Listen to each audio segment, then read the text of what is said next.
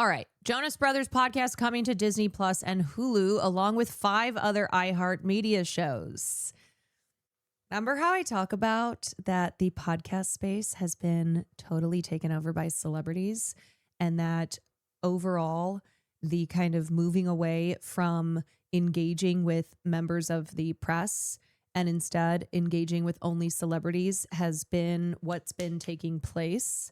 That there is now this shift that is occurring away from celebrities engaging with, I wouldn't even say non-celebrities, because, well, unless you considered influencers celebrities, it depends on who the influencer is. But basically, a lot of celebrities now will only be in conversation with the handful of influencers who are the go-tos, because they are not going to ask any type of tough questions. It's going to be very bubblegum, very softball-y, handpicked. Yep. And otherwise, they are just going on other celebrity podcasts. So the podcast world, which has become this multi-billion dollar industry. And recently they put out a list of the top 20 podcasts.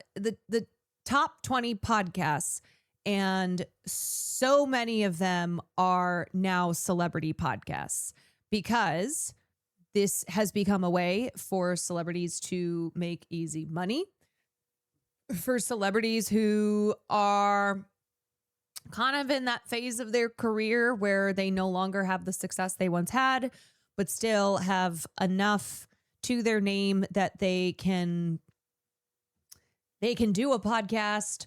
Also, because that's who these podcast networks are buying podcasts of and from. So now we have a Jonas Brothers podcast. And it's also not just like, it's not just that you have celebrities doing podcasts. They are all trying to capitalize on nostalgia. It's all about, hey, remember when? So Disney has cut a licensing deal for 6 podcasts from iHeartMedia that will stream on Disney Plus and or Hulu, starting with the Jonas Brothers' recently launched Hey Jonas. Obama's doing one too, apparently. Yes, of course. In addition to Hey Jonas, the deal encompasses video editions of iHeart Podcast Pod Meets World, which will stream on Disney Plus, as well as Desperately Devoted, Fake Doctors, Real Friends with Zach and Donald, Stradio Lab, and Thanks Dad with Ego Nwim to Hulu. The shows with weekly episode releases will be coming to the Disney streaming platforms in the coming months. Disney is banking on some synergy with the Jonas Siblings podcast, in which Kevin, Joe, and Nick share another side of themselves in a playful, intimate, and irreverent way. Congrats on the guest spot on Hey Jonas. I'm going to be their first guest. Yes, thank you. Hey Jonas will debut simultaneously with an episode highlighting Camp Rock 3, the latest installment in the music franchise that stars the 3 Jonas Brothers, that premieres that same day on Disney Plus. Because that's another aspect here. Celebrities having podcasts so that they can promote their work through their podcast, where it's not even like going on making other media appearances. It's now like, oh, we'll just have our own podcast. We'll just double dip, right? We'll have a podcast that we're also promoting our stuff through. Yeah, other tie-ins. Desperately Devoted on Hulu will begin streaming with video for the first time on November 2nd, aimed at driving fans to rewatch episodes of Desperate Housewives. Fans of Scrubs can also revisit each episode of the series on Hulu alongside co-stars Zach Braff and Donald Faison, with Fake Doctors, Real Friends with Zach and Donald. Y'all, I was not exaggerating when I said in the past that this is what podcasts are now. And it's not just that celebrities have gone in on podcasts. it's that it's changing the entire media, like the entire media infrastructure within Hollywood, that there has been this deliberate shift away from celebrities in this era, so concerned with their reputations and having control over what people say about them on the internet, that now they are only wanting to engage with they are only wanting to engage in conversations that they know are going to be easy. Every individual is just a private ad agency. Fans can't get enough of the stories and talent they love, and podcasts have become one of the fastest growing ways for audiences to connect with them, said Lauren Tempest, Disney's head of direct-to-consumer content planning and partnerships. It's also money, obviously. Money. These new video podcasts from iHeartMedia bring fans closer to their favorite worlds and the creators behind them, and we're thrilled to make them available on Disney Plus and Hulu as part of an even richer streaming experience. iHeartMedia has also licensed podcasts to Netflix, including Charlemagne the God's Breakfast Club and shows from Martha Stewart and Lele Pons. Other podcasts available on Disney Plus and Hulu include titles like Handsome and We're Here to Help.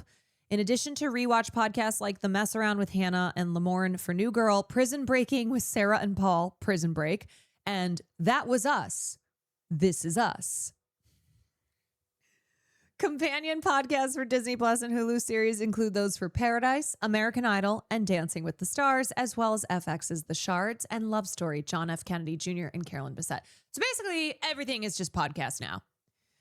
Everything will have a subsequent podcast, whether it came out 20 years ago or it came out this year. Everything is podcast. Everybody is podcast. Oh my God. So you have Hey Jonas, you have Pod Meets World, which is Danielle Fishel, Will Friedle, and Ryder Strong of Boy Meets World. Desperately Devoted, which is Terry Hatcher and Andrea Bowen of Desperate Housewives. Fake Doctors, Real Friends with Zach and Donald, which is Zach Braff and Donald Faison of Scrubs. Straight to Lab, which is George Severus and Sam Taggart, comedians. And then Thanks Dad with Ego Noim, which is Ego from SNL. Yeah. The other thing about that is it means that for regular folk, it has become that much harder 6 things they didn't to have a podcast, because podcasts have been taken over by celebrities and influencers and networks that see the monetary value in nostalgia. Everybody loves to be nostalgic. And you have a bunch of these former stars who are no longer doing anything, so they are perfect for a podcast. So people are really watching these podcasts. Oh, yeah. And then the video element, that it's not just about having a podcast. It's all video now. And so you can watch your favorite former TV and film stars have a podcast.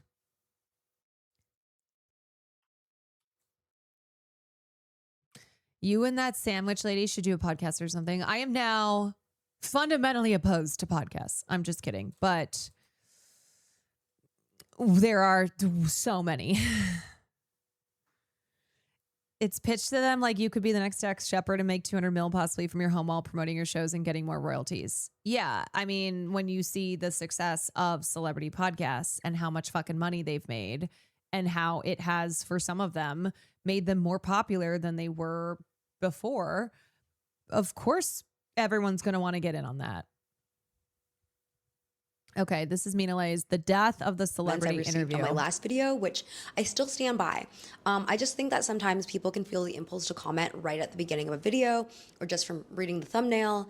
And so they're not yet getting the full understanding of what I'm trying to say. And it's difficult because I also depend on early comments to push my video forward in the algorithm. So I am thankful for the Shepard excitement, haunts every male podcast. because this topic is also a bit controversial, I want to get some things off my chest immediately in case people don't want to stick around for the whole thing. This video is about the current media landscape through the lens of celebrity journalism. And I chose this topic because I think it's a fascinating medium that I also enjoy. Like, I love Hot Ones. I love Actors on Actors, Brittany Broski's Royal Court, Las Culturistas, Vogue's in the Bag, etc., which I know they're all very different and are trying to achieve different things, but they also all follow into this new media, social media optimized landscape that is quite the departure from old school Barbara Walters style, Oprah style journalism. And I've seen people discourse about this and point fingers at influencers for turning journalism into content, but I think the topic is much more complex than that, and it's something that I try to explain the nuances of in this video, whether I'm successful or not. I'm also biased because I am one of those influencers turning journalism into content, so the call is coming from inside the house. All's to say, even though I talk about certain podcasts and shows as examples, I think it's just much more fruitful to talk about what's going on situationally rather than, focus all of our blame on like one Alex Cooper interview. So with that said, I'm excited to get started. If you've noticed, I've changed my backdrop. I feel like I've been changing my backdrop for every single video now because I haven't figured out where my house is the perfect spot to film. Also because it's still a work in progress with decor. So we're still trying to figure that out. Sorry. Anyways, let's get started. In March, earlier this year, podcast host Alex Cooper interviewed singer-songwriter Chappell Roan on one of the top podcasts in America, Call Her Daddy. Just some context. Call Her Daddy started out as a relationship advice podcast in 2018, originally hosted by Alex Cooper and Sophia Franklin. In late 2020, Franklin left the podcast, leaving Cooper to run I'll be the talking show about my solo. disdain of podcasts. Then in on the 2021, Distribution Cooper Room. struck a $60 million deal with Spotify, and in 2024, she struck a $125 million deal with SiriusXM. Since Franklin left, Cooper started onboarding celebrities to interview, which makes sense because it is harder to... Here's the thing. If you're doing a podcast, make it fucking interesting. All right. There are great examples of podcasts where celebrities come on and are interviewed. Hot Ones. I will always give Sean Evans well-deserved flowers because the thorough researching and care that is put into the questions that are asked on that show in a fun format is great. But the market is so oversaturated. It's now become all the things that I had previously listed. And so if you're gonna do a podcast, please have it be worthwhile. And also, please, if you have on celebrity guests, ask interesting questions. Wrote a podcast as a solo speaker, and business-wise, I think it's a smart decision. Hot Ones changed celebrity interviews, but a lot of people learned the wrong lesson. And fans of those celebrities to watch your show. As a rising star, Chappell Roan hasn't been interviewed too much at length, and at the time of her interview with Call Her Daddy, fans were fiending to know more about her. Chappell Roan, welcome to Call Her Daddy. Thank you. Within the first 2 minutes of the interview, Cooper compliments Roan's outfit by saying, It literally looks like you are the host of the show. And No. You look like you are running this room right now, and I'm the outsider. This self-deprecation seeds authority and is something that Cooper does a lot in her interviews. She's always looking to build camaraderie. And so her questions often start off with compliments. You know what you're doing, Avril. Okay. I look up to what you guys have done. Thank you. No, I love it. But what that usually also means is that she ends up It's just a affirming the glaze ideals and fest. feelings of her guests rather than, Yes. asking for more information. Cooper also projects the idea that she isn't necessarily Slay. smarter than her interviewees. Slay. For example, Slay, when Roan slay. answers what her favorite outfit is, Cooper replies, okay, well, I was going to say now I need to go Google that. Cooper wants to make her guests feel like they're on the same level as her, which is fine when done tactfully, but can also rob an interview of substance. For example, early on, Cooper asked Roan if she dresses up all the time, and Roan talks about how she actually is pretty casual in her day-to-day life, and that she feels she can dress more mask in LA because no one cares, but if she's in other parts of America, she dresses more femme, so she doesn't have to deal with the looks and whatnot. Listening to her speak, it's obvious to me that her sexuality is an important factor for how she dresses, but Cooper, who is a straight woman, steamrolls over that point to instead draw a connection between the two of them by saying she also has days where she doesn't want to get dressed for everyone else. Later on in the interview, there was a greater missed opportunity. Look, and I have to say regarding Chapel, I understand why she does not want to do media appearances these days, because everything she says results in a global hate campaign. Like, she cannot exist without having the most insane hatred thrown her way. And that sucks. And that is something I call out all the fucking time. And maybe that's an example of what people see as cancel culture when it's really not. Like, that's that is not something that I think should be considered under the umbrella of cancel culture. That is the internet being misogynistic and people being able to commodify and capitalize on misogyny. But one reason why celebs do not like to do interviews unless they are sure of being in a space that is not going to produce any controversial segment is because of how they're worried the internet is going to speak on them. Opportunity, in my opinion, because around this time, Chappell Roan was getting lambasted online for making a TikTok statement about how she didn't want to get approached in public. I don't give a fuck if you think it's selfish of me to say no for a photo. And people took it Like, to we're never getting this anymore. We're never getting Chappell with her TikToks, with her hair a little crazy, really telling it like it is. Not Sophie Cunningham's being transphobic, telling it like it is. But actually going on TikTok and going, shut the fuck up. This is ridiculous. We're not getting this anymore. that she was ungrateful for her fans. I didn't agree with that, but whatever. I'm allowed to say no to creepy behavior. In the interview, Roan clarified to Cooper that she actually loves her fans, but she doesn't love inappropriate behavior, and mentions a time when someone approached her while she was in mid-fight with her girlfriend. Cooper affirms her after her explanation simply with, I fucking love you. and I just think this was a missed opportunity to go deeper on what that experience was really like for Roan, to feel unsafe or to feel like an object. And what was that trigger? Like, what was going on in her head at the time that she felt the only way to advocate for herself was to record and upload this video onto TikTok? Or honestly, what her views are on using TikTok as a celebrity now. And then it'd be interesting for her to talk about how it really felt to see the press turn against her day after day, despite initially supporting her rise to fame. Literally anything else other than just being like, yeah, cool. I actually had the idea for this video because I came across Tobias Hess's Substack article, Why Are All Pop Star Interviews Like That? Hess mentions Call Her Daddy, but also names podcasts, therapists, Les Culturistas, and Zane Lowe as examples of the same phenomenon. Las Culturistas. Can't even speak. Writes, what unites all of these pieces of media is a giddy sensibility It is where the host exactly has the as effect Tina and Fey said. enthusiasm of a superfan.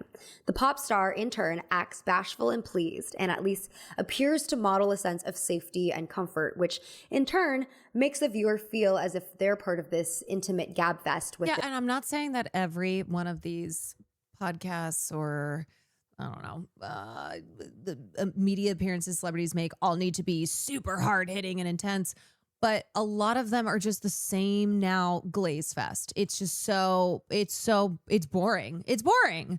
It's like, what is the point of this? This does not add anything. Their fave. To give Alex Cooper credit, it's not always just vibes. She does have moments of profoundness. Around the 36-minute mark, she asks Rowan about her identity as Chapel versus Kaylee, and she goes on like a really well-spoken monologue about the pressures of fame and being a woman. I think Cooper is very smart. I think the people helping her write her interview questions are also very smart, but ultimately, she has to play the game, and in this day and age, entertainment is more important than serious journalism.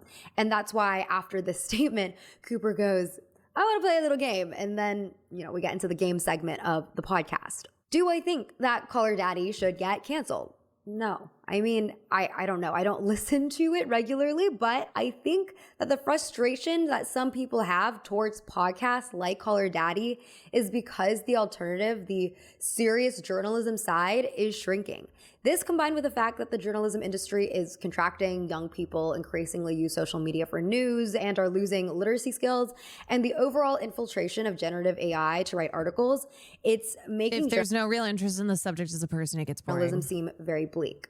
Today, I want to talk specifically about the celebrity interview, how it's declined as a medium, and the importance of maintaining it.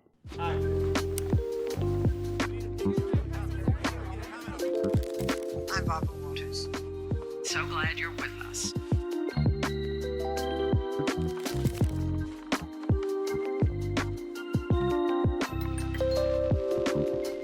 Call Her Daddy. Welcome to Therapod. Good to see you again in this chicken shop. You're watching Homes.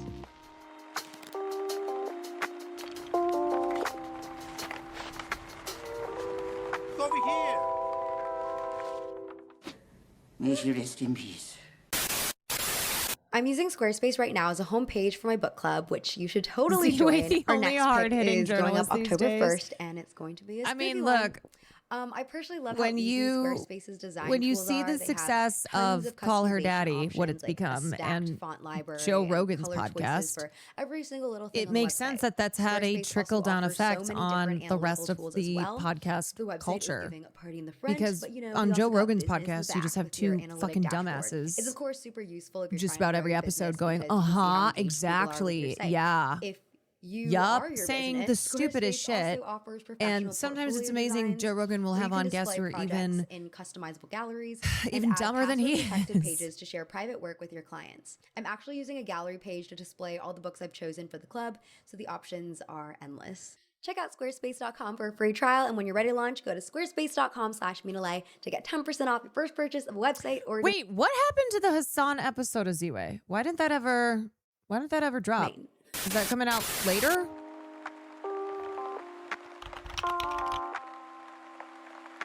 Oh, okay. Anne Helen Peterson wrote a piece on celebrity journalism for Believer Maybe it magazine in was too 2014 boring. that charts the history of the craft. She brings it back to historian Charles Ponce de Leon, who dates the emergence of personality journalism to the emergence of the public sphere in general in the late 18th century, a new era when any man could become a known public figure. He didn't need to be an aristocrat anymore. He could be a writer, a politician, an actor, anyone who had public visibility. We're famous.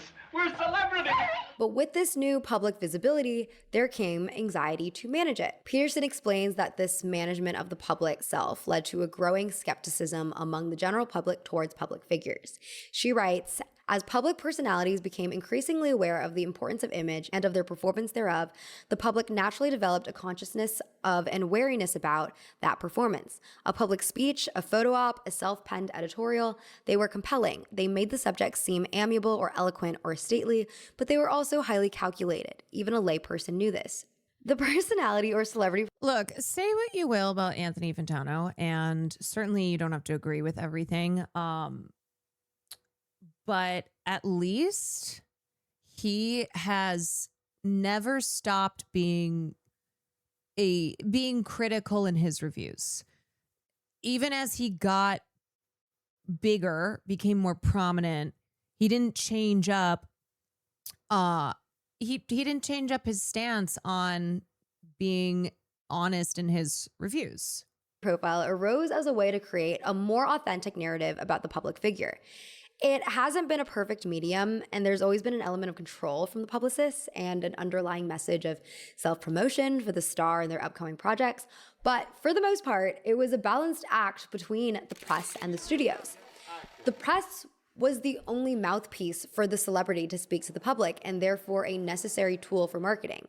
In the second half of the 20th century, the power of the press grew enormously, and this is because the studio system unraveled over the course of the 1950s. Now the world's changing out there. There's a lot of new, exciting ideas running around. Under the studio system, stars were contracted by the likes of MGM, Paramount, RKO, etc. And so it was the studio's responsibility to work with the press and create an ultimately flattering profile of their stars. If the press didn't play by their rules, the studio could blacklist them from access to the rest of their roster. Say if you publish something crazy about Greta Garbo, say goodbye to your scheduled meeting with Jimmy Stewart.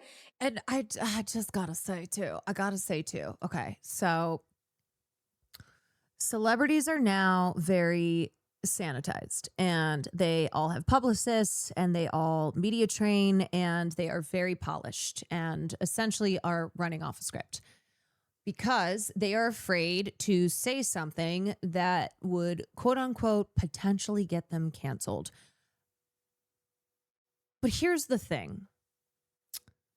What actually happens even when somebody says something that is deserving of rebuke? Nothing actually materially changes. And so in essence, it just now is this sanitized performance, and we are losing out on good stuff because of this fear that if you say anything that people online will get pissed, which, yeah, it's the fucking internet. Okay. It is the internet. And what I would say is I think that there is I think there's legitimate being pissed, and then there's illegitimate. For example, responses to Chappell Roan, illegitimate. Not serious. Responses to say, I don't know, some Zionist running their mouth, totally legitimate. But still, it does not, how the internet responds to whatever latest soundbite or something a celebrity has said, really, for the most part, nothing happens when it is when it is especially something where a celebrity says something that they deserve to get in trouble for.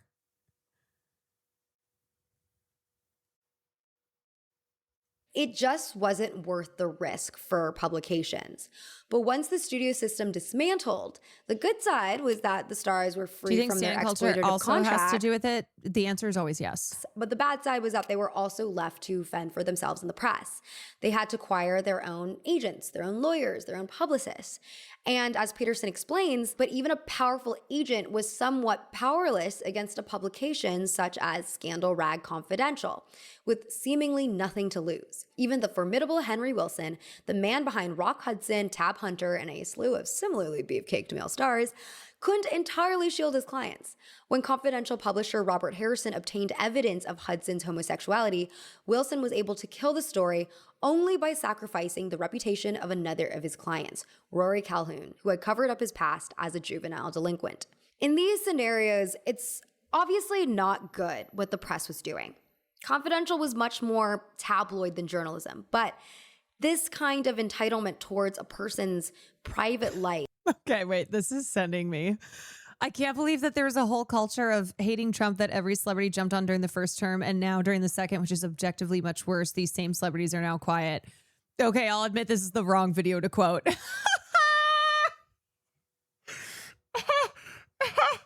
It's the video with Mark Ruffalo and Olivia Wilde. Mark Ruffalo especially, who's been anything but quiet, and Olivia Wilde, who she has recently in promoting in promoting her film that she directed and starred in, has opened up about the shit that she had to deal with. And also Michael Moore.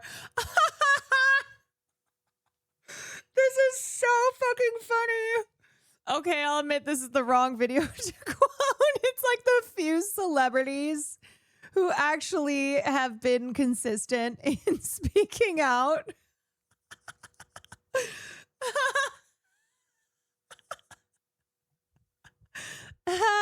Oh, that is fucking funny. Bled into celebrity journalism as well. Barbara Walters famously grilled her interviewees for years. Are you a good mother? Yes, I'm an excellent mother. Ever do drugs in front of your child? My Oh, God. Barbara What a Walters. question. She was able to do so because her interviews were incredibly popular. Her Monica Lewinsky feature reached an estimated 70 million viewers. She also established her. And what I will say is, because I have talked about Barbara Walters in this era of journalism, the problem was not with Barbara Walters being hard-hitting. The problem was that Barbara Walters, like so many members of the press, were very specifically hard-hitting to women and were very specifically misogynistic and promoting misogyny in their hard-hitting interviews. That the difference between how male celebrities were treated versus female celebrities was quite clear. Herself as like a real journalist, interviewing the likes of Vladimir Putin and Fidel Castro along with her regular celebrity roster. She even got Richard Nixon to admit that he probably should have burned the tapes. Are you sorry you didn't burn the tapes? Everybody in Europe that I talked to said, why didn't you burn the tapes? She was a And the answer clickbait is, queen I before it probably should have. existed. So also to say, I think like her reputation put her in a place where she was able to be the kind of hard-hitting journalist that she was. Walters also had a gift for making celebrity journalism into news. She was unafraid, to ask questions that everyone wanted to know but felt they couldn't ask. Of course, it was a double-edged sword, as her interviews sometimes teetered on the side of sadism. In her 2000 interview with Ricky They were targeting female celebrities, and what were the foreign enemies of the U.S. at the time, like with Castro? Martin, she asked about the rumors on his sexuality. Yeah, if you were Castro or a young female celebrity, you got the treatment. Explained that sexuality is something that each individual should deal with in their own way. And that's all I have to say, Barbara. Well, you could stop these rumors. You could say, as many artists have, yes, I am gay. Or you could say, no, I'm not. I don't want to put you on the spot, but it's in your power to do it. And I'm bringing it up, Ricky, because you know that this is being said, and you're even being named. Martin has later commented on the interview saying, "It's horrible. I felt that she was knocking like punch after punch after punch. It was really uncomfortable, to be honest." Walters apparently did regret this interview, but this was not the first or last instance where she showed little empathy for her interviewees, especially when those interviewees were women. She condescendingly asked Katharine Hepburn why she didn't wear skirts, asked Barbara Streisand why she didn't get her nose fixed, and asked Taylor Swift, "How are you going to find somebody?" The 90s and 2000s were an especially dark time for celebrity journalism, in my opinion, because of just the rampant misogyny permeating the media. Diane Sawyer, who was another hard-hitting interviewer and noted rival of Barbara Walters, famously interviewed 21-year-old Britney Spears in 2003. Sawyer grilled her over her sex life, her stage kiss with Madonna, among other topics where she took the most bad faith interpretation possible. And Britney made an Instagram post 20 years later saying that she felt she was exploited and set up by this interview. It's one thing not to want to be the role model anymore. It's another thing not to know that a lot of young girls are looking at this. But am I responsible for this? This is painful. Around the same time, Justin Timberlake went on the Star and Buck Wild morning show where he bragged about sleeping with Britney to laughter and applause. And I just want to ask you one question. Did you Britney Spears? Yes or no? Oh, man. Come on, man. Okay, I did it. No, Jessica M. Goldstein characterizes the 2000s as a combination of you go girl empowerment with young women garnering massive success in the entertainment industry, ignorance around phenomena like victim blaming and slut shaming, and a lack of legislation against revenge porn and invasive paparazzi. See, the problem here is that it's not critics critique of their artistry, but of their nitty gritty of their private life with blatant bigoted bias. ROTC techniques. This wombo combo led to it was about humiliating and shaming female celebrities. It was about putting them on the spot in a really in a way that was intended to shame and embarrass them. Ecosystem that offered little opportunity or vocabulary to fight back against the misogyny of the press. A solo reading of a lyric or two. I just want to touch you, tease you, you, please you, love you, hold you, make love to you. I'm going to kiss you, you, feel you. Read these to your mom? Of course not. I think the media should feel rightfully ashamed about this climate, and we don't need another person like Barbara Walters bullying young women, you know? But I also think that this shame is why some people, especially the young people who grew up in the 2000s like me, and who are now going on to host podcast shows, why they may feel the need to overcorrect and coddle their interviewees instead. It's also become more complicated as the power of the press has declined over the years overall, with just less and less people paying attention to traditional media. Right. So this gets to what we talked about at the beginning of stream, the sanitization, the overcorrecting, the taking the spice and the bite out, and what's interesting and what is beyond surface level, and it all now just being very sterile and just a vehicle for celebrities to promote their work. And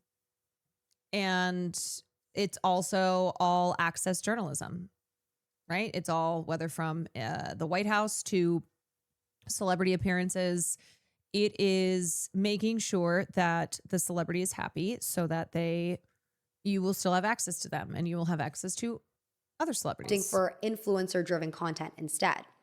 And the problem with influencer-driven content is that other than the lack of editorial board and readily available resources that a legacy company comes with, influencers are personalities themselves. Most influencer podcasts only exist because the influencer's team denotes this as a proper career move for them to like build on their existing platforms. It's not like an inherent love of journalism. And this wouldn't be a problem if not for the fact that it's harder to get a podcast deal if you're just a journalist with no following, thus leading to this pollution of softball celebrity journalism. And even if you are an influencer with a podcast deal, you have to court your initial interviewees to come onto a show without proven success. No publicist is going to advise their client to go onto a show with low viewership to potentially get grilled on. But then by the time you have a successful podcast, like say Therapist, you've already shaped the structure of your interviews, and it would be a risk to your existing fan base to make it more like Barbara Walters style. Alex Cooper pivoted to more straight up journalism when she invited Kamala Harris onto Call Her Daddy before the election, and she received a lot of backlash for it.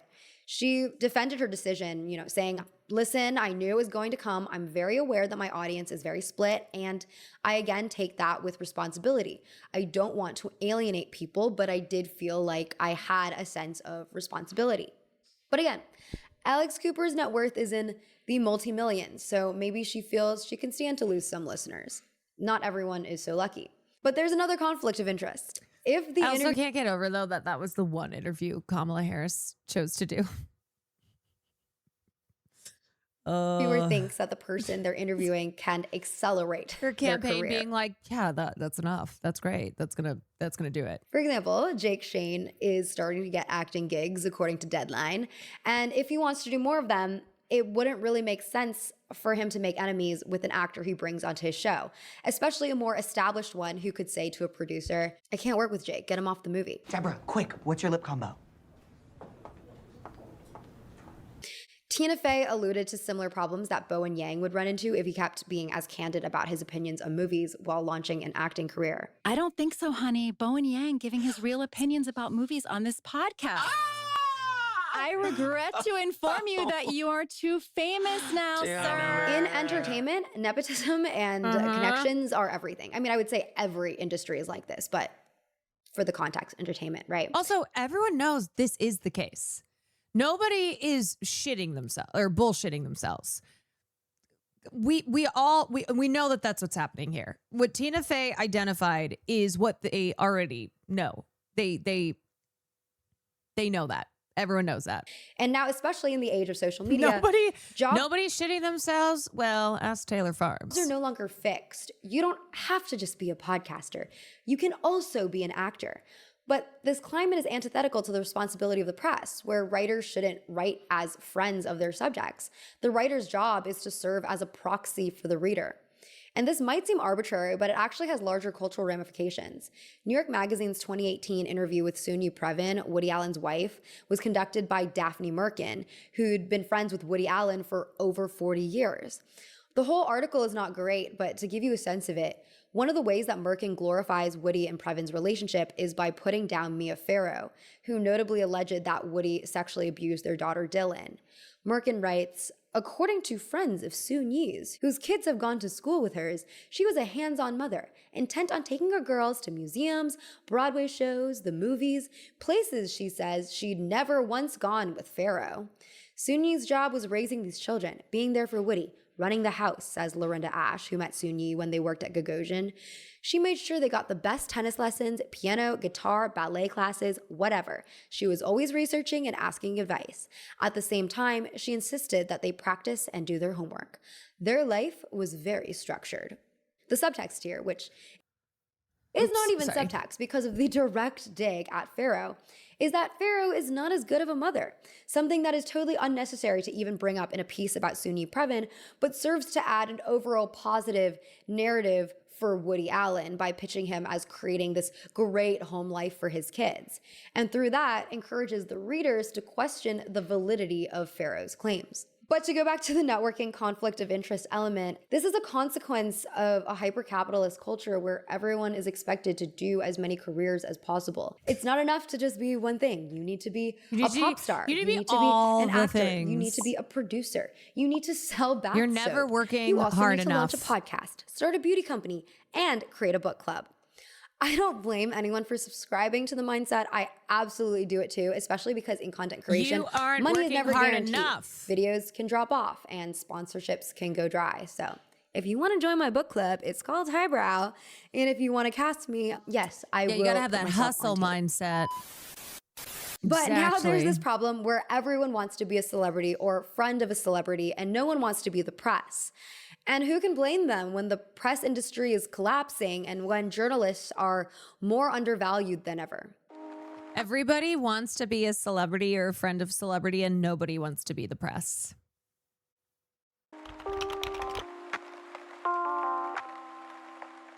Last year, singer-songwriter Tyla appeared on popular radio show The Breakfast Club, and she declined to answer a question about her identity in South Africa. She actually turned to look at her publicist to answer for her.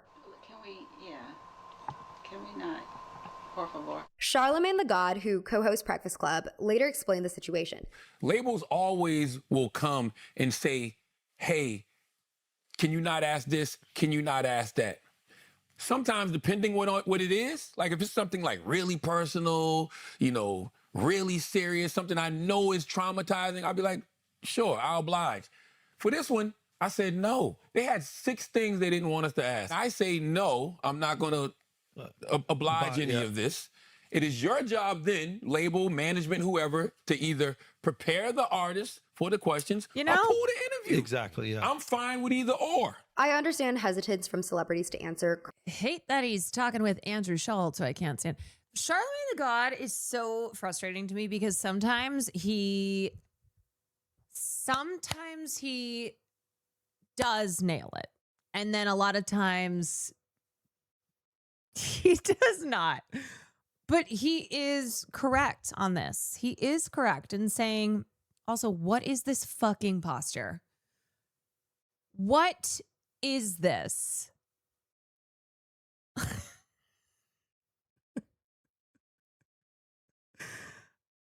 Dude, that doesn't even look comfortable. Your ankle looks broken. Your spine looks like it's collapsing. Have you tried to stream like that?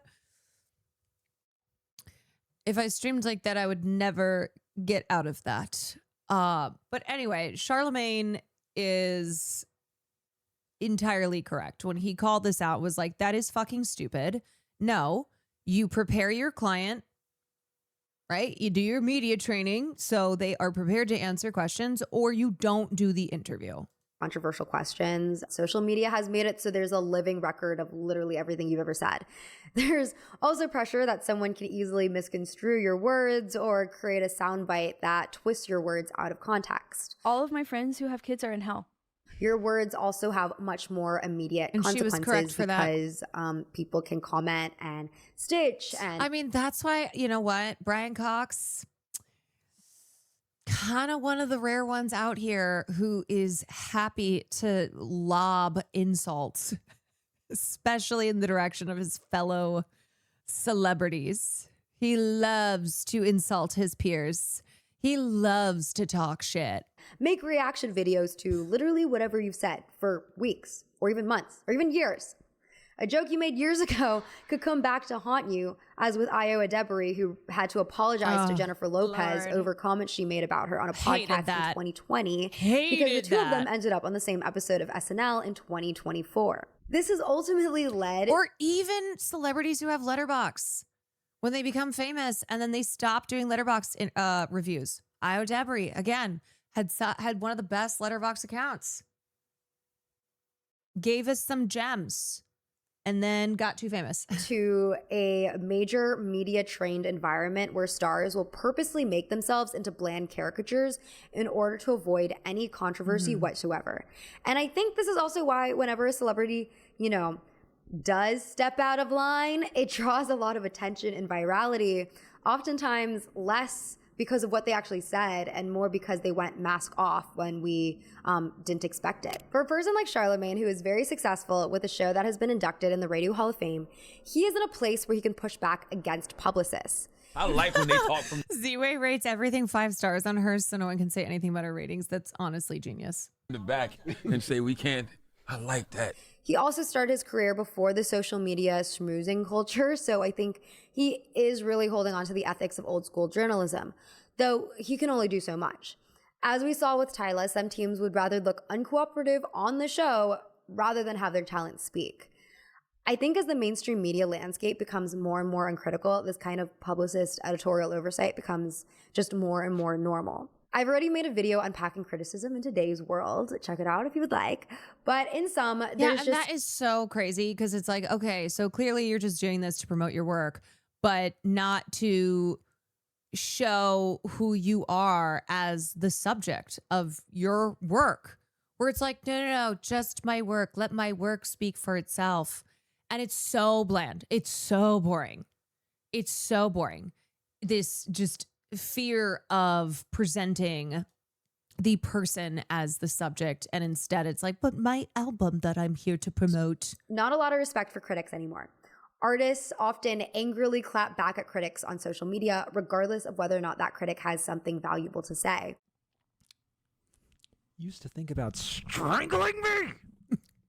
In Tobias Hess's article, he mentions Halsey's response to a negative Pitchfork review in which she cherry-picked quotes and wrote the caption, "I think it's so beautiful that everyone interprets things differently." Every artist has a right to respond towards criticism, but I think the popular choice to shut down or memify criticism rather than genuinely engage and disagree leads to the kind of culture where criticism and the press as a whole is devalued. And when the press is devalued, it ultimately gets shut down. In early 2024, Condé Nast announced that they were absorbing Pitchfork into GQ magazine, and many people rightfully felt this move could end up diluting the sharp and critical voice long associated with Pitchfork. Is this the sign of the death of music reviews? Yancey Strickler wrote about it on Substack, saying, "It was once critics who helped shape cultural values, spotting a trend here, putting a scene on the map there." It's like that Woody guy doing Reddit AMA. Now the process let's is driven keep this by about metrics. Rampart. Now art and culture have been safely neutralized as interchangeable commercial objects, just like everything else. Who was it that criticized selling out in the first place? The critic, of course. The decline of the critic mirrors the decline of the mediums they cover. We talk about how a lot of studio movies aren't good anymore because these major studios are more focused on making profit and lazily using IP rather than investing in interesting creative projects. Yet the media landscape isn't encouraging the public to be interested in creativity either. Recently in July, The Times reassigned 4 of its art critics to other roles.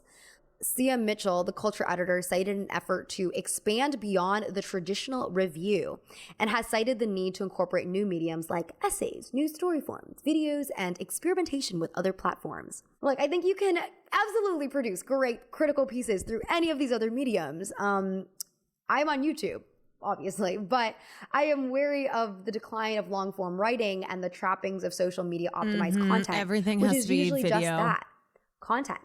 I was talking to this actress at a party recently who was complaining to me about how she had to make TikTok videos to help promote the show she was on. And it was just silly dances, just meaningless trends, which in some cases can be natural and funny and contribute to fanfare. But when pushed out by a studio or corporation, can feel soulless and lacking in substance. Yet this short form content is the kind of promotional content that goes viral, so studios will keep trying to make their actors participate in it. The number of views Daisy Edgar-Jones, Glenn Powell, and Anthony Ramos got on their Apple Dance video outperformed the number of views they got for saying literally anything about their movie Twisters. Again, there is space for this. I mean, that's why recently I think I said there was a clip of Anne Hathaway actually being asked about technical elements of Odyssey, and it was so refreshing. It was so refreshing to hear her speak at length about what deserves to be discussed. And it wasn't like being asked about some trend or some silly whatever kind of promotional content, but without real criticism, people will not discover the kind of changes they might be wanting, and studios will continue to profit off of that ignorance and lack of demand. Maxing Richard to Brody promote explains this sheep perfectly for The New detectives. Yorker. What's lost in such diluted coverage is proper assessment of the basic cultural unit. Arts coverage risks becoming a spectacle unto itself, the creative vitality of individual voices replaced by a smorgasbord of packaged samples. There's also a relatively new genre of celebrity journalism that Brody touches on, the kind of promotional content that is created by artists themselves or by any other parties with vested interests. John Caramonica lists off some examples in his 2018 feature, R.I.P. The Celebrity Profile, for the New York Times. In Elle, Jennifer Lawrence... Wig, what up, dude? Wait, Caroline, you didn't like the AI Slapdog podcast promo? Who would have thought? It actually made me buy 10 tickets for opening night. I wasn't going to see that movie before, but now I'm taking the entire family, and we are going to watch that movie at least 3 times because of the AI dog slop. Interviewed Emma Stone. We're buying out Blake theaters. Lively That's conducted right. Gigi Hadid's Harper's Bazaar May cover interview. Katy Perry's March Glamour cover interview was by the Instagram affirmation specialist Cleo Wade. Interview, a magazine predicated on these sorts of intra-celebrity conversations, was recently resurrected. In the comeback issue, Raf Simons talks with George Condo, a journalist chimes in occasionally, and Jennifer Jason Leigh talks to Phoebe Cates. I think a lot of these conversations can be interesting. Like, people memify actors on actors all the time. The one where you played the camel? The humps of my heart. What an amazing film that was. But it is cool to see 2 artists talking about art. Yeah. In terms of press tours, I think is one of the better marks. Sometimes actors on actors produces really great conversation moves, because as an audience, we're actually learning something, and as artists, they can actually talk about things they're passionate about rather than having to answer rapid fire questions about what their favorite Taylor Swift song is on the red carpet. What's your favorite Taylor Swift song? Girl, what the hell? I'd argue the difference between actors and a celebrity profile, and why the first can't fill the void left by the latter, is that the latter, a celebrity profile, is personality journalism, meaning that it's supposed to dive deep into a person's character and life rather than just talking about the things that they do for work. Because of this emphasis on a person's life, I think it's easy for some people to brush off celebrity journalism as being frivolous and unimportant. But walk with me here. It's actually very important. Victoria Sands writes in her article, "There will be no further explanation. Celebrity news can provide a conduit to the discussion, negotiation, and understanding of socio-political issues, giving it both social and market value." Yeah, I feel like this speaks to people kind of very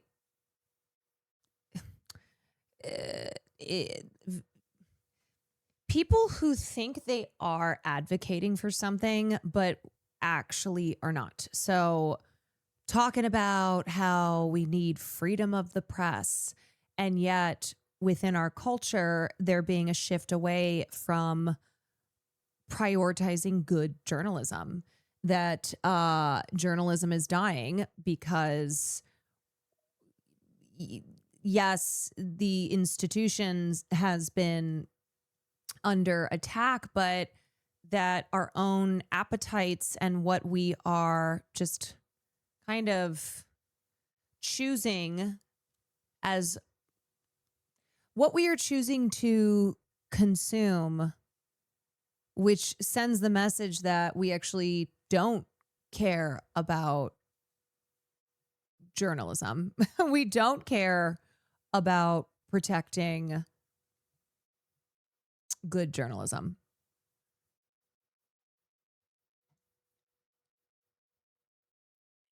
Disheartening that people are simply just getting less curious. And don't get me started again on Stan Brain.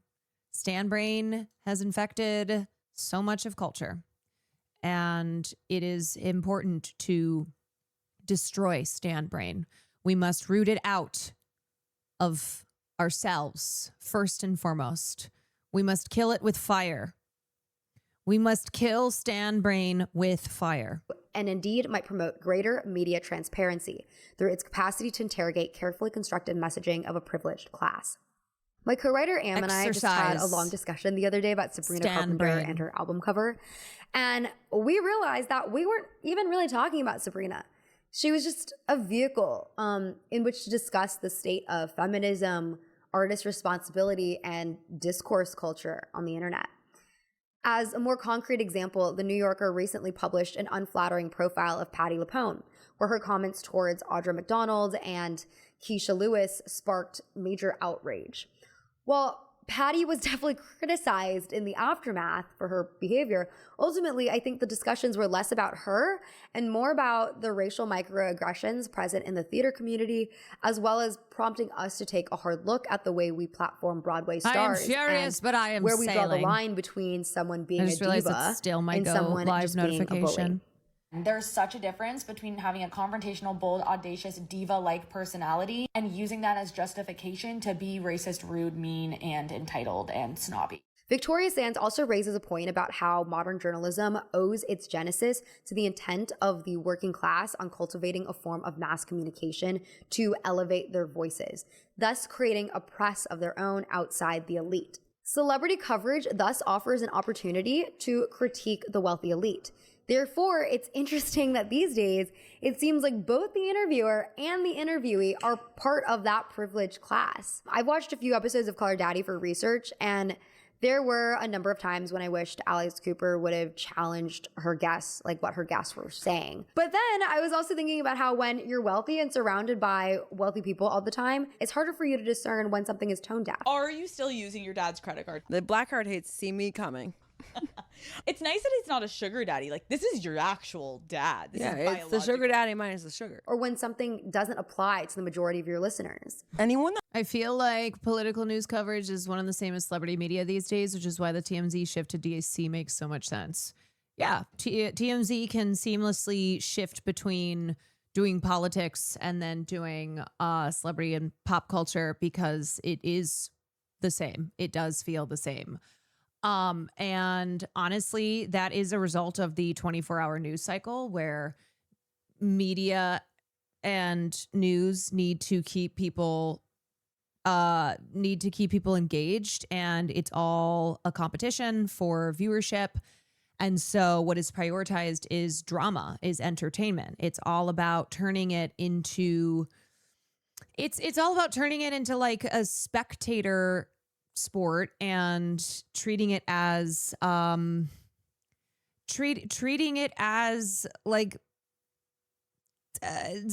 finding the sensationalism in the coverage because that's what will keep the views. And it's also how celebrities it's how politicians are treated as celebrities, where there is absolutely a crossover in celebrity culture and political culture.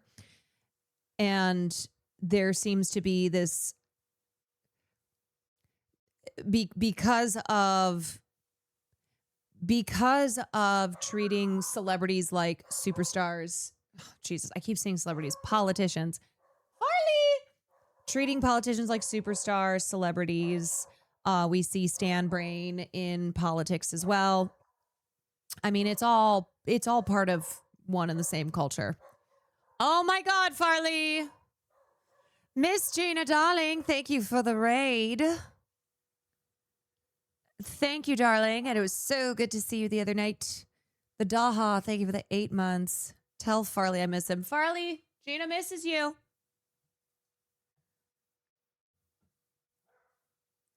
A bork, bork, bork. Yeah, so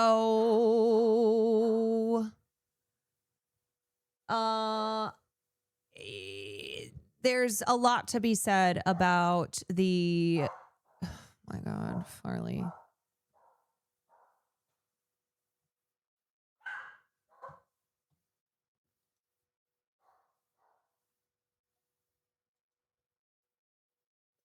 You know what? Could have stuck Farley on a podcast, and that would have been a hell of a lot better than that freak ass AI slop. Comments being like, this girl sucks, blah, blah, blah. It's not a flex. You're poor. But again, Call Her Daddy, Therapists, etc., these podcast shows are not meant to be hard-hitting journalism. They're actually meant to be aspirational in some ways. As Tobias Hess notes, Jake Shane is able to scratch the ultimate itch for our parasocial culture, to be strikingly vulnerable and open about your struggles while still in proximity to and beloved by our culture's coolest. Been working out a lot with my friend Jake Shane. I love Jake Shane. I would say that for a lot of people, the appeal is less on actually learning anything about the celebrity getting interviewed and more about the fantasy of being able to chat informally with them. And to be fair, I think that because we've all been aware of the PR mitigated press in the past 10 years or so, we are naturally skeptical towards any long form interview where the interviewee has the chance to come up with carefully constructed answers, or the team has the chance. A casual chat seems less planned in comparison, even. Look, cable news is reality TV and politics. That's what it is. And though it is still manufactured. Ultimately, we are still looking for authenticity, but authenticity looks different in the social media age. I think this desire for authenticity is why shows like Amelia de Moldenberg's Chicken Shop Date, Hot Ones, and Watch What Happens Live are especially popular because, they put and also politicians, they do these shows, right? They do social media trends. They engage in pop culture. They go on these podcasts. There is such a blurring of the lines because that's what the whole culture is now. And it's funny. That's why it is funny when people will dismiss my content and be like, oh, she just does stupid pop culture. It's not serious. Like politics, like political coverage is so serious these days. Come on, please. It's all treated as spectacle. It's all sport. It's the prioritizing of personalities, of creating drama. In awkward, unexpected situations, which would simulate more natural reactions. What's the scenario? You've just found out some really, really sad news that you've been dumped. As Lewis Staples explains for Harper's Bazaar, many fans enjoy watching celebrities sobbing in pain after eating spicy wings on Hot Ones because spaces like that feel more real, at least until they become too big or too slick.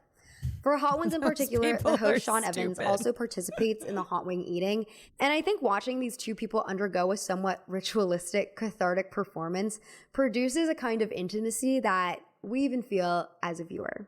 Do it together. I feel so safe with you. My mouth is completely numb, and I've made a new friend that I hope stays in my life for a long time.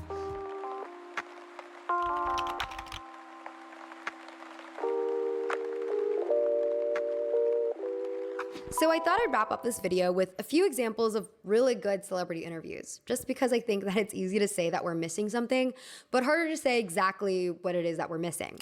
I think most people can agree that Oprah is a fantastic interviewer. Do you think you took a public bullet for something that wasn't really your fault? You do? Yeah. The magic of Oprah's interviews is that she treats Were you everyone like a silent or were normal you human silenced? being. Probably because she started her career talking to normal people. And in that, she recognizes that humans are inherently flawed, and she therefore probes at those flaws less in a judgmental, surprised way that's like, how can you be like this? And more in a sincere, curious, like, what compelled you to act like this way? She's always looking for explanations. You didn't feel guilty? No, I didn't feel guilty at the time. Did you ever feel remorse for it? Oprah was also able to create emotional intimacy between viewers and the interviewees organically through asking them the right questions to reveal who they were, almost like a therapist, rather than by like gabbing like a bestie and manufacturing games. Los Angeles Times television critic Mary McNamara explained, the only thing Oprah was interested in was what made you feel, what made you cry, what you were scared of, what you were proud of. She was interviewing people as if she was talking to a child, getting to the bare emotional core. Oprah also does this thing where if she doesn't get the full answer to a question she asked, she somehow manages to ask it again, in other words, later on. For example, in her interview with Meghan Markle and Prince Harry, early on, Meghan mentions that their son Archie will not be given his birthright prince title. Oprah asks what the reason is, and Meghan keeps insisting that she doesn't know because she wasn't told. There's no explanation. They chat for about like 4 or so more minutes, mostly about the logistics of having the title and why Meghan feels it's important. And at first, Meghan says it's just the security like that title would give her son. But then as they unpack it more, it becomes clear that it's also because she's a Caroline, I want to thank you for giving me the confidence to be able to talk to people about pop culture and getting them to understand without them saying, why do I care?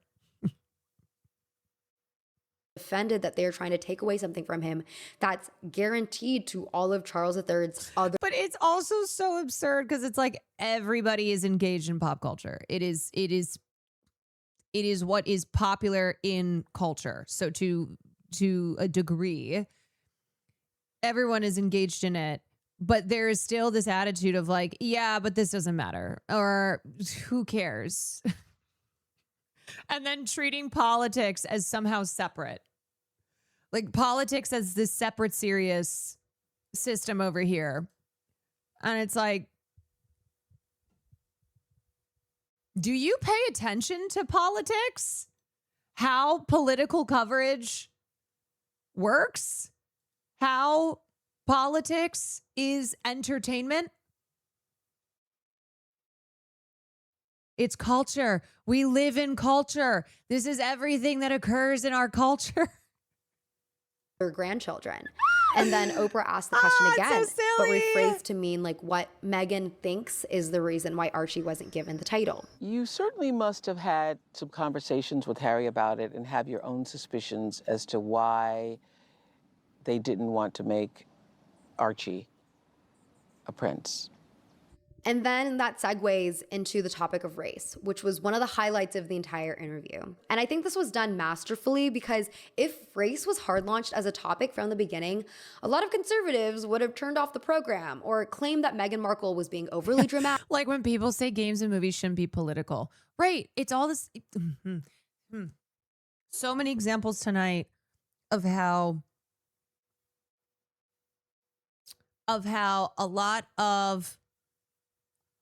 of the framing here, a lot of the attitudes that are being driven by the reactionary right.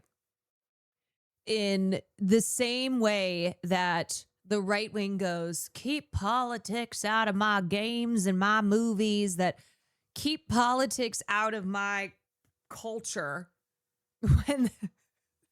when they absolutely do politics just their way, but how that is just a different version of, well, pop culture shouldn't be treated seriously and not certainly in the way that political news should.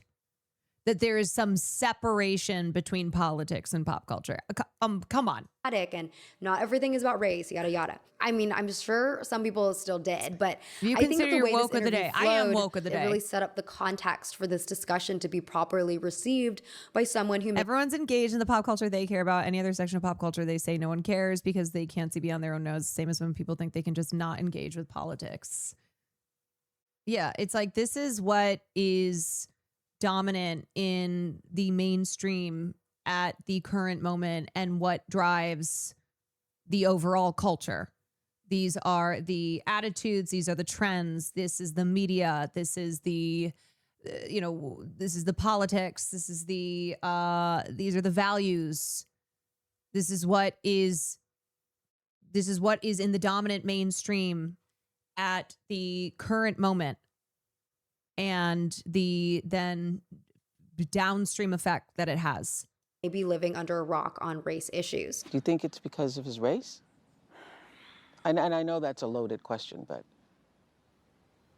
I can give you an honest answer. With that said, Oprah is a friend of Harry and but I can give Meghan. you She an was at their honest wedding, answer. and she confirms this right from the beginning. But I think because she's a trained journalist and very secure in her own profession, she doesn't lose sight of what the interview is about. Of course, there are natural biases, and she never really pushes Meghan throughout the interview, but I think this just sort of reaffirms what I've been trying to say, which is that a healthy press ecosystem is able to spotlight a variety of different approaches. Oprah is a great person to speak with when you have a tricky or controversial topic you want to share with the world. She'll make it into an entertaining conversation, and she will dig for more depth when someone is being reticent. I also think that the nature of a video interview lends itself to a more empathetic approach, and that's why written criticism is still really important, because the writer is able to have total freedom to jot down their own thoughts and impressions from the moment they sit down with their interviewees without having to worry about what the interviewee will say until the piece goes public.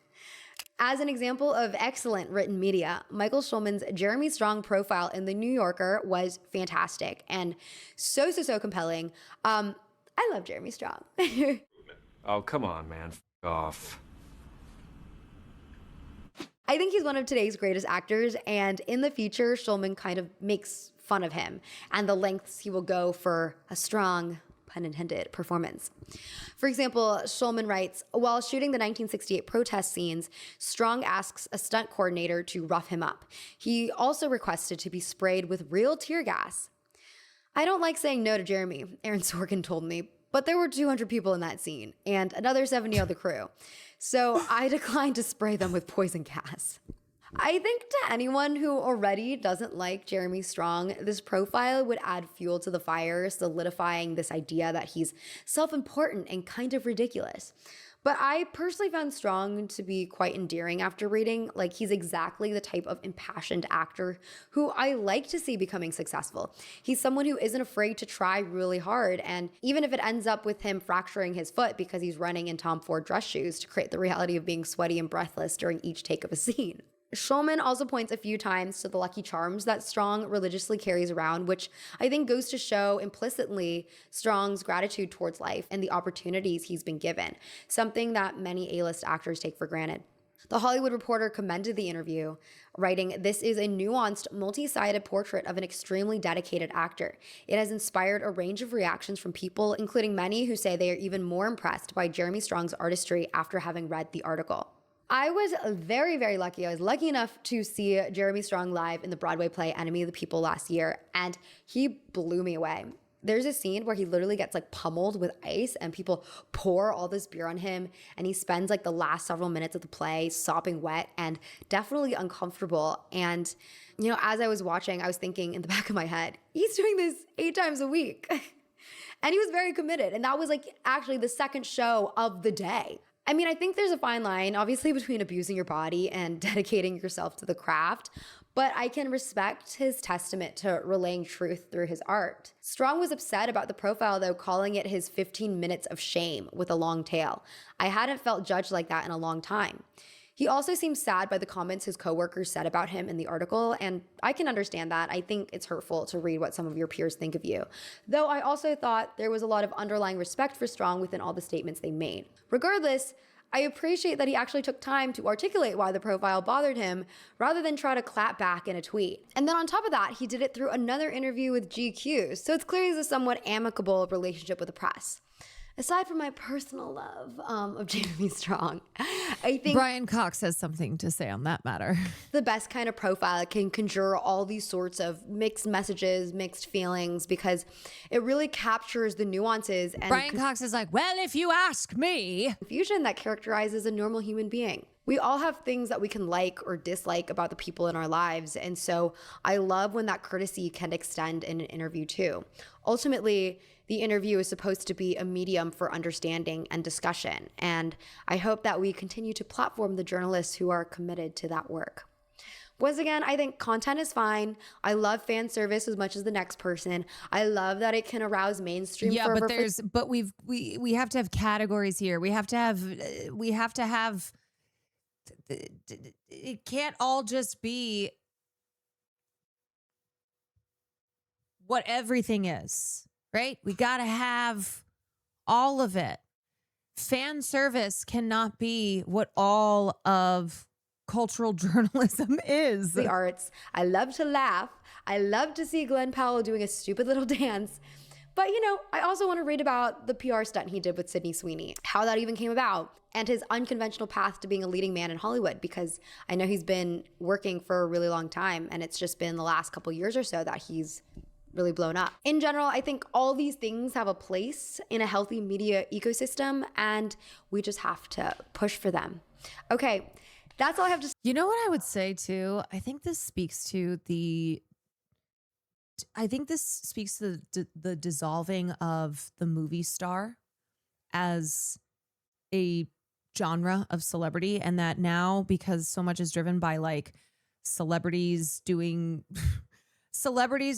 marketing in the form of viral trends and TikTok dances and all that, it is also because there's no mystique, because there's no drive to see a project, because of the movie stars that are heading it up. That internet killed the movie star. The movie over the movie star, and that the emphasis being on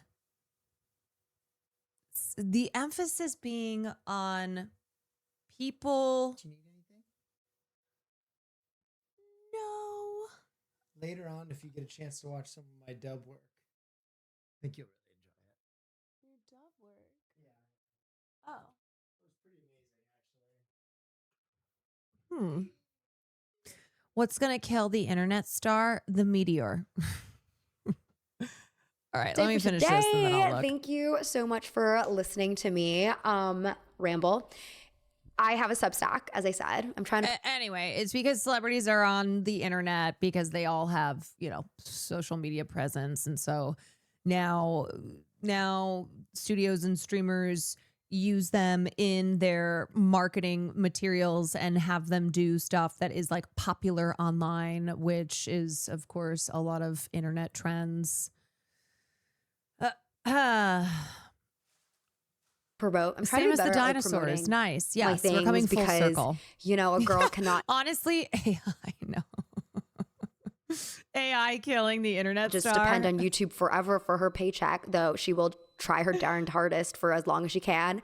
And yeah, I hope you have a lovely rest of your day. I don't even know if I said the heat is so hot that my camera literally turned off like mid recording this video because it was too hot. So I'm so sorry for everything. For everything. Just for everything, yeah. Okay, I'll talk to you later. Bye. And it's so interesting because it's like, okay, if the mystique has been removed because of changes in the industry and just how now it's less about the star and more about the IP, then that would be okay if celebrities were not putting forth these very sanitized internet-friendly versions. And it's like, all right, so less mystique, but now that translates to more sanitation. Everyone will be staying at Austin's for Portland Live. Yeah, we'll be having a big fair end sleepover. Extra Emily did a lot of internet trends and repackaged her content into Hulu's show. No, I know. Which is, I think, the first of its kind. Speaking of celebrities just doing stuff, I learned today Miranda Cosgrove has a STEM YouTube channel. Wow.